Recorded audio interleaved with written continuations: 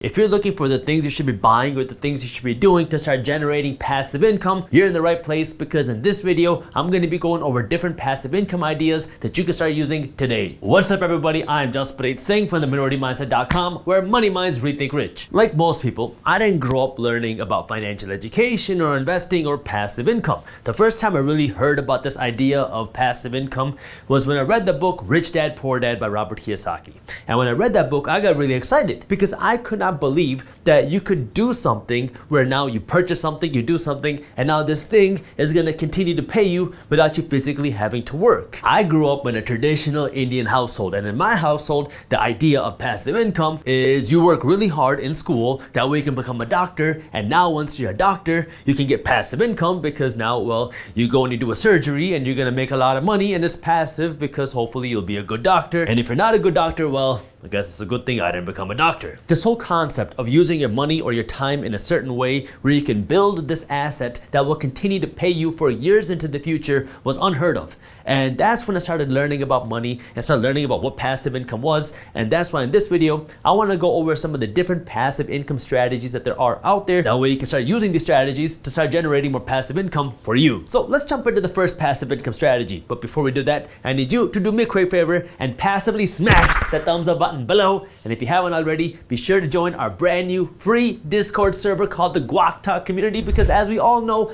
extra guac is truly a symbol of extra wealth. And in this community, you can chat with other minority mindset thinkers about the stock market, the real estate market, the cryptocurrency market, and all things building wealth. This community is completely free. And if you want to join our free Discord server, I'll put the link to how you can join in the description below. So the first kind of passive income that I was ever really exposed to was something called dividend income.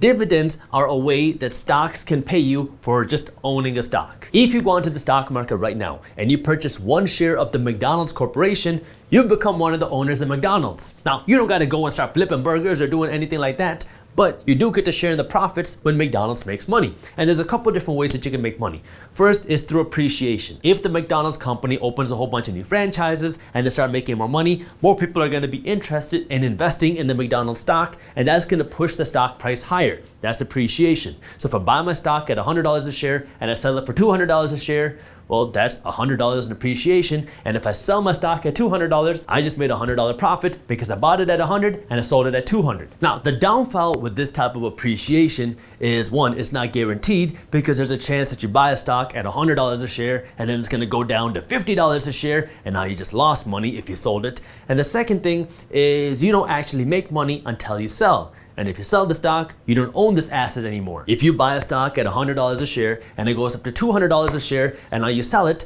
well, now you no longer own this asset and this asset is gone and you made a little bit of money. But now you might be questioning, hey, what if the stock goes up to $300 or $400 or $1,000? And you never know that because we cannot predict the future. And if you sell your stock, well, now you lose out on all the potential upside, although you did cash in on the $100 of profit. But now if the stock goes higher, you don't get any of that upside. Dividends work a little bit differently, because the way the dividends work, now a company is going to pay you with cash just for owning the stock, and you don't got to sell any of your stock to make this money. So going back to the McDonald's example, McDonald's makes a lot of money, and at the end of the year, they have a lot of cash profit sitting in their bank account. Now, there's a few different things that they can do with this cash. They can save this money for an emergency, they can invest their money in future growth, or they can pay this money back to the shareholders, their investors, people like you, through a dividend. A good and mature company is going to do all three, because every good mature company is going to want to have some savings to protect them from any sort of emergency that might happen in the world. And a good company is going to want to be investing in their future, so they might be investing in creating new stores, in creating new food options, creating new things to keep customers coming back. And a good company is going to want to reward their investors who have stuck by this company, because these investors are the people that believe in the company. So if a company has a lot of profit and now they want to give some of this money back to shareholders through dividends,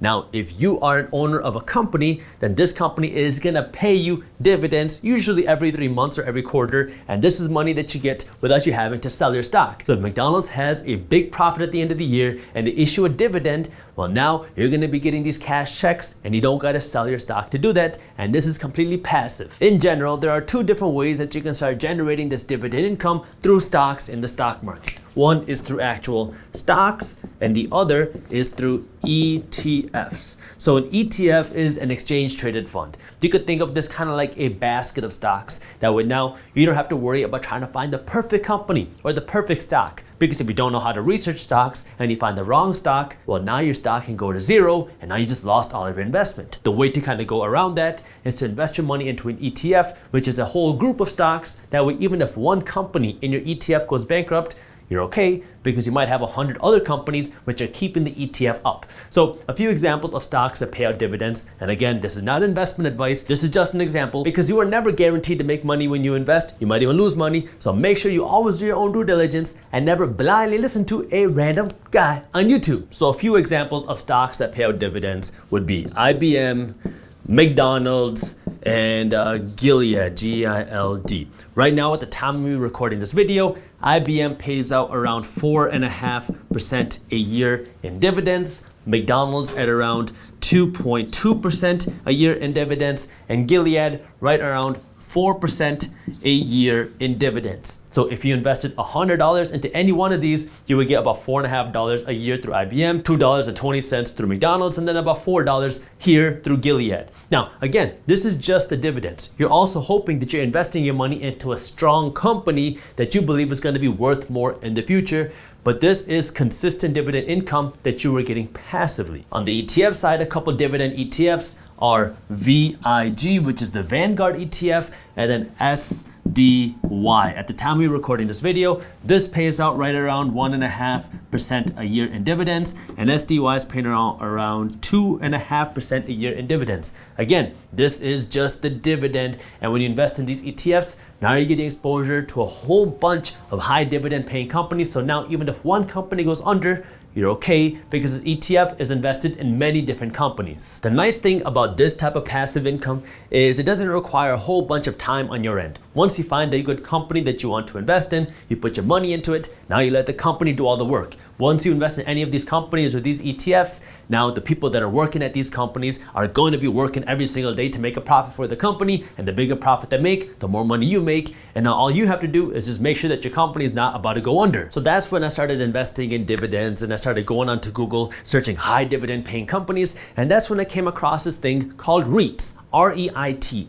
A REIT is a real estate investment trust, and a real estate investment trust is a company that invests in real estate. So a REIT is a way for you to invest your money and get exposure to real estate without having to physically invest in real estate. The advantage with REITs is many REITs pay out higher dividends because REITs have to follow something called the 90% rule, which says that this company, the company that invests in real estate, has to pay out 90% of all their taxable income or their profits to shareholders, people like you, through dividends. So REITs make the money through dividends, and now they're required to pay out 90% of their profits, their taxable income, to people like you through dividends, which means many REITs pay out higher dividends. This got me kind of excited because now I'm this young college kid and I'm learning about REITs and dividends, and I'm like, whoa, some of these REITs are paying out huge, massive dividends, even 10% or more a year. And so I started putting my money in REITs. And what I learned is when the dividends are paid out, many times the stock price is going to fall by the amount of the dividend. Like if a stock is paying out a $3 dividend in this quarter, then you might see the stock price fall by $3. This is where I want to give you a little bit of caution as an investor who's looking for this passive income, especially through dividends, because when you're making your investment decisions in the stock market,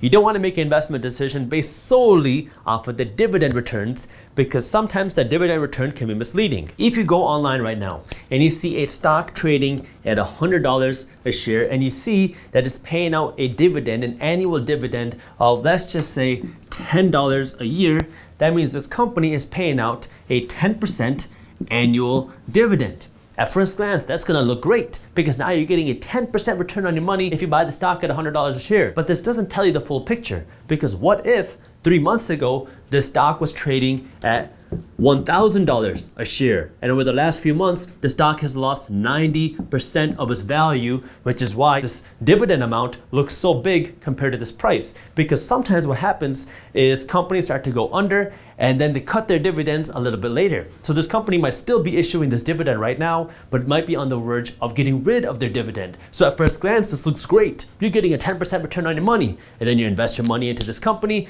And then 2 months later, you find out that they're cutting their dividend. So now you're not actually making this money. And then you find out that your company's on the verge of bankruptcy. So now the stock is worth $0. Now, REITs can be a great way for you to start generating passive income. But again, it goes back to the research that you're doing. If you believe in the REIT and you believe in what type of investment properties this company is investing in, then by all means, go and invest in it because you believe in the company, but don't make your investment decisions based solely on the dividend that they're paying out. Look beyond just that dividend percentage and look at the company in addition to the type of dividends that they're paying. This brings me to the next type of passive income, which is one of my favorite types of passive income, which is through rental properties. The way this works is, let's say I find this house on sale for $150,000 and now I buy this home. But now instead of me buying this home for me to live in myself, I'm gonna buy this home to use as a rental property, as an investment. So I buy this home for $150,000 and now instead of me living there, I'm gonna rent this property out to somebody else. So I find this very nice couple, this man who has a mustache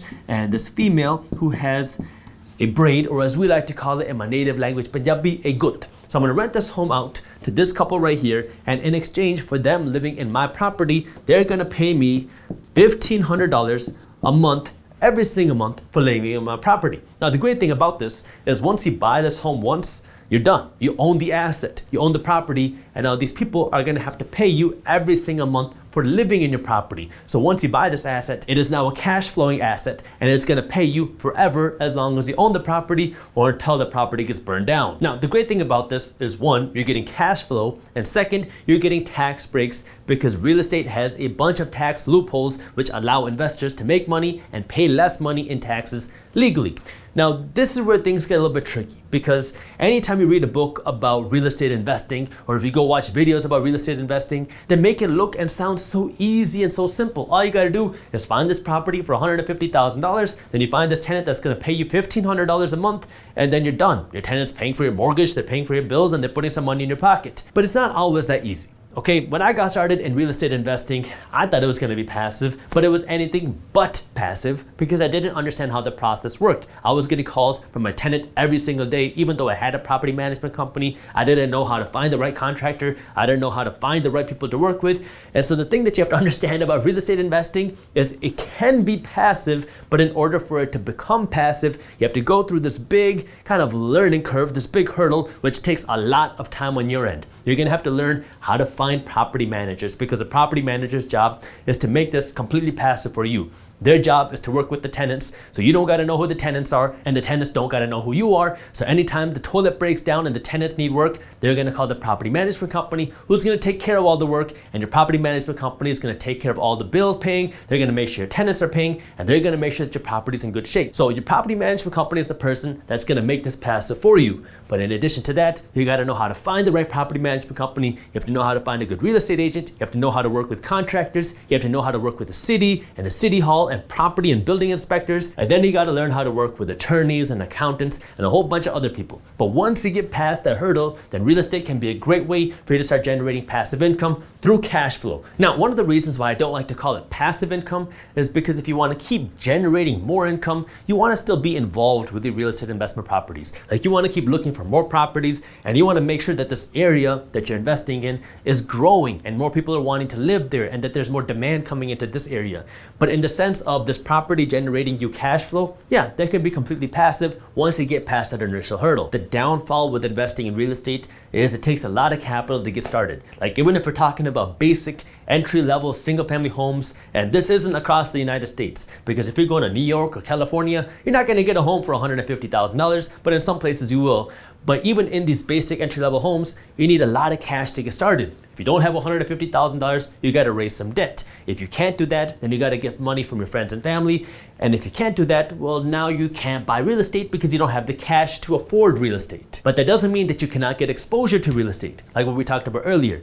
REITs are a way for you to get exposure to real estate, because when you invest in a REIT, you're investing in a company which invests in real estate. So you're not getting that direct exposure to real estate, but you're investing in a company that you believe is investing in the right properties. Another way that you can get exposure to real estate and start generating some passive income is through something called crowdfunded real estate. The way that crowdfunded real estate works is now you're going to invest your money into a fund that gets exposure to an apartment complex or to a portfolio of complexes. Now, you don't have to put up the full money to buy a full property, but you can put in some money, whether it's a few $100s or $1,000 or $10,000, and now you get a little piece of exposure to a larger portfolio of properties. The nice thing about investing in this type of crowdfunded real estate is you don't need a ton of cash to start investing in real estate, and you don't got to worry about dealing with tenants or dealing with all that headache like I talked about just a minute ago, because now all you're doing is putting up the cash and you're letting the developers and the investors deal with all that headache. Plus now you'll get your share of appreciation and you'll get your share of cash flow or passive income through dividends when this property generates cash flow. The downfall with crowdfunded real estate is, well,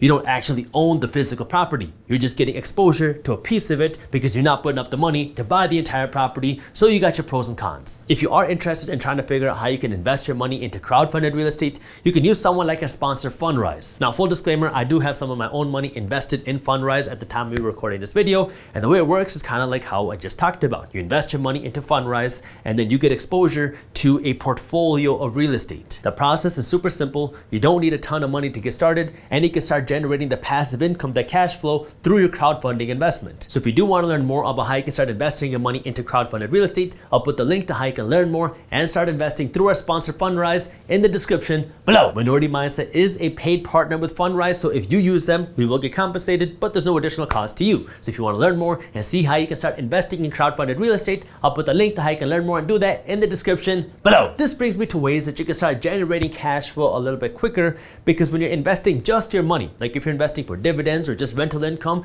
then what you're doing is you're just investing your money, and now you're going to get a smaller return on your money because now it's just your money working. But if you invest your time and your money, now you can get a bigger return because now you're physically working to grow your money and to generate that bigger income. This is where you have to kind of define the right level of passive for you and what is passive, because when I was first learning about this passive income idea and theory, I was running my own event planning company. And the way the company worked is we used to host a whole bunch of different type of college events. We used to host college parties and college concerts and things like that. And the issue with this is there was really no way for me to generate any sort of passive income, because I would have to host an event, and if I didn't host an event, I wouldn't get paid. But when I hosted an event, I would make decent money. And so for me to host this event, I'd have to put in a whole bunch of work into marketing and preparation and finding the right artists. And then when people would come, they would pay me. But if I didn't host an event, I wasn't getting paid. So the only way I was getting paid is if I was physically working and hosting an event. So I really had no way to generate some sort of passive income. That's when I started telling myself that I need to build a business which has the possibility or the ability to make money without me physically having to do something. Because before, if I wasn't planning and hosting an event, I was not going to get paid. But I was trying to figure out if there was a way for me to create something or build something that would continue to pay me without me having to physically host an event. That's when I ended up creating an online sock company. And the way that this online sock company was I had a store on Shopify. I built a store on Shopify, and then I had an inventory of products, and then somebody can go onto our store whenever they wanted, any hour of the day, and it doesn't matter what part of the world that you were in. And if you purchased a pair of socks, well, now I just generated a little bit of revenue.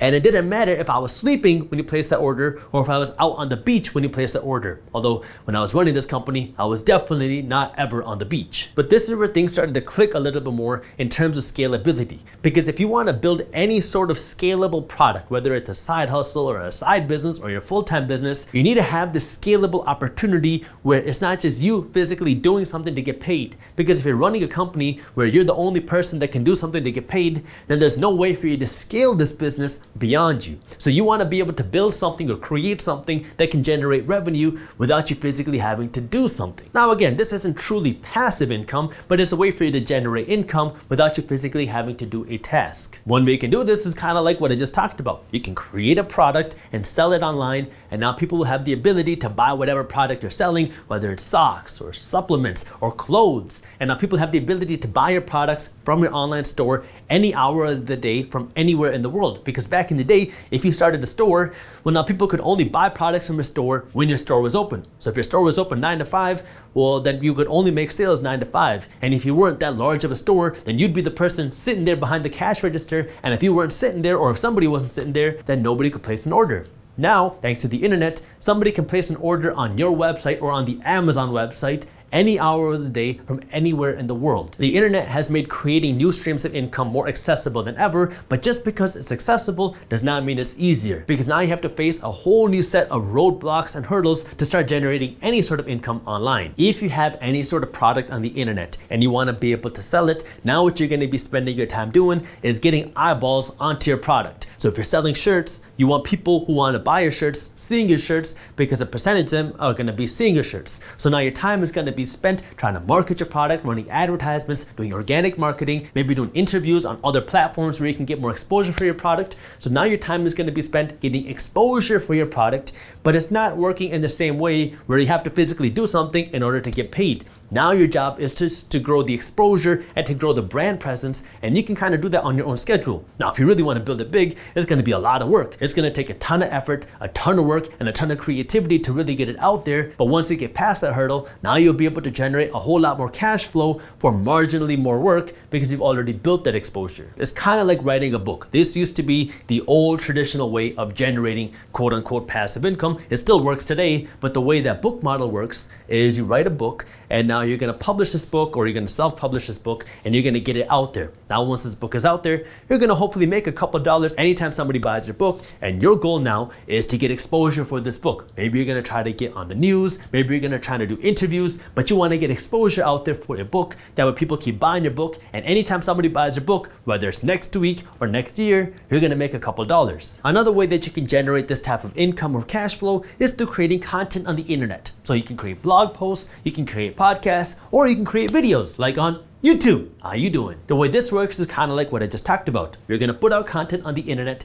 and your goal is to kind of own your own piece of digital real estate. You want to own this thing on the internet where people are spending time, because now you want to hope that people are spending their own time watching or reading or listening to your content. Now, if people are watching and listening and reading to your content, now advertisers are going to be willing to pay you to place their content on your content. So for example, if you watch some of our YouTube videos, you might see that YouTube places advertisements in front of our videos. Well, YouTube pays us money for putting the advertisements in front of our videos. It's not a ton of money. I think they pay us something like a penny per view. So it's not a ton of money, but if you have a bunch of eyeballs watching your stuff, listening to your stuff, or reading your stuff, then these pennies can start to add up. Plus, once you have people taking a look at your stuff, then there's other ways that you can monetize your audience. Maybe you can sell your own products, or you can market somebody else's products as an affiliate. There's a lot of different ways that you can start making money once you have that audience. But the whole idea here, when it comes to the whole passive idea, I mean, it's not really passive because it takes a ton of work to do it, but the idea of it being passive is where now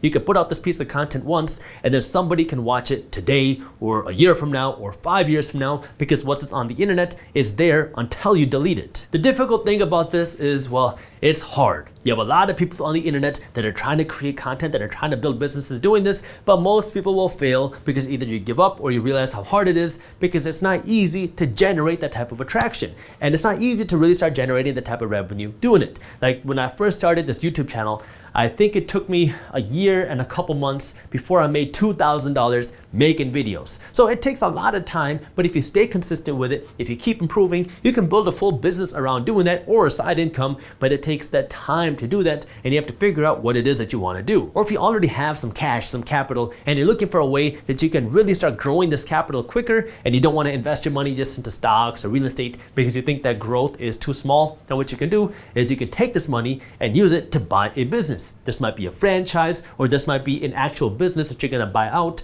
where now you're going to be running this business, and this business was already established by somebody else. If you're buying a franchise, you're buying this company's secret sauce. If you're buying an existing company, then you're buying what someone probably spent years building up and establishing. Now, if you're buying an already existing business, it already has cash flow, it's already hopefully profitable, and what you're doing is you're buying that income stream, and now what you want to do is you want to come in and see how you can grow that income stream. So there's a whole bunch of different types of businesses that you can buy buy. If you have experience in the financial space, or if you have experience in the fitness space, there are so many different industries out there, and you can buy businesses in any different industry. And once you own this business, this asset, your job is to take this income that you have coming in and hopefully try to grow it with your expertise. Again, this would not be considered passive unless you're just going in as a silent financial partner where you're just investing the money to own a piece of a business and somebody else is going to be running it, which is also a possibility if you have enough capital. But if you're looking for a way for you to grow the money that you have as fast as possible and you don't want to build a business yourself, then you can go out and you can buy a business. Thank you for watching. If you enjoyed this video, here's the video on what wealthy people do with their money that I think you'll love. And while you're at it, download a free guide to start generating passive income. And as always, keep hustling. You would have to invest $1.7 million in order to get $40,000 a year in passive cash flow through dividends in McDonald's. Now, I know this is going to seem like a lot of money, but I'm going to show you how you can accelerate this.